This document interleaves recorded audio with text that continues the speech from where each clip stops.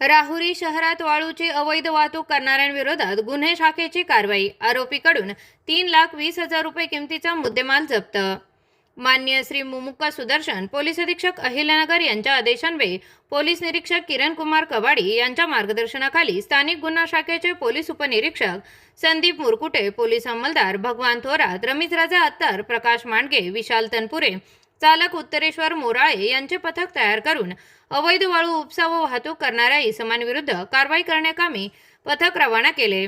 रात्री स्थानिक गुन्हा शाखेचे पथक राहुरी पोलीस स्टेशन हद्दीमध्ये पेट्रोलिंग करून अवैध धंद्यांची माहिती काढत असताना पथकास गुप्त बातमीदारामार्फत राहुरी शहरातील 18 एकर परिसरात एक इसम टेम्पोमध्ये चोरून वाळूची वाहतूक करत असल्याची माहिती मिळाली।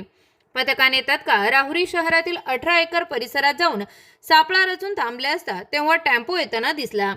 पथकाने सदर टेम्पो थांबवून चालकास ताब्यात घेऊन त्यास त्याचे नावगाव विचारले असता त्याने त्याचे नाव अखिल कासम पठाम असे असल्याचे सांगितले। सदर इसमास टेम्पोच्या मालकाबाबत विचारपूस करता त्याने टेम्पोचे मालक ओमकार संजय तनपुरे असे असल्याचे सांगितले।